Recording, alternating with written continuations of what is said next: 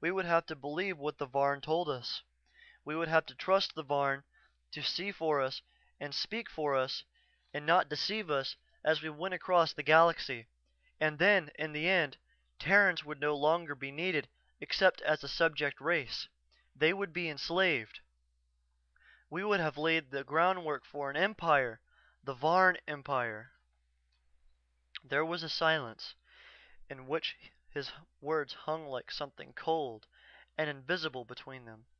Then the Varn asked very quietly, "Why is the plan failing?" "You already know," he said. "Because of the barrier. The communication barrier that causes aliens to misunderstand the intentions of the exploration men and fear them." "There is no communication barrier between you and I, yet you fear me and are going to kill me." "I have to kill you. You represent a danger to my race." "Isn't that the same reason why aliens kill exploration men?" He did not answer, and his thought came quickly. "How does an exploration man appear to the natives of alien worlds?" How did he appear? He landed on their world in a ship that could smash it into oblivion. He stepped out of his ship carrying weapons that could level a city. He represented irresistible power for destruction, and he trusted no one and nothing. And in return, he hoped to find welcome and friendship and cooperation. "There," the Varn said, "is your true barrier. Your own distrust and suspicion. You yourselves create it on each new world. Now you are going to erect it between my race and yours by killing me and advising the Exploration Board to quarantine my world and never let another ship land there." Again there was a silence as he thought of what the Varn had said and of what it had said earlier. "We are a very old race."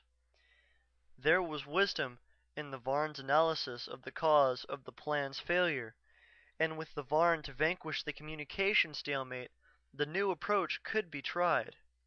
They could go a long way together, men and Varn, a long, long way. Or they could create the Varn Empire, and how could he know which it would be?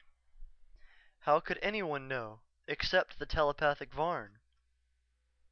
The muzzle of the blaster had dropped and he brought it back up. He forced the dangerous indecision aside, knowing that he would have to kill the Varn at once or he might weaken again, and said harshly to it, "The risk is too great. I want to believe you, but all your talk of trust and good intentions is only talk, and my race would be the only one that had to trust." He touched the firing stud as the last thought of the Varn came. "Let me speak once more."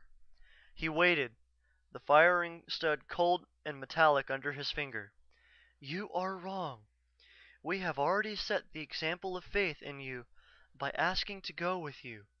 I told you we did not intend to hurt your brother, and I told you we saw the stars only as the little wild animals saw them. The years in the dark caves, you do not understand." The eyes of the Varn looked into his, and beyond him, beautiful, expressionless, like polished gold. "The Varn are blind." End of Cry from a Far Planet by Tom Godwin. Recorded by Bryden Jones, Waikoloa, Hawaii, on September 14th, 2008.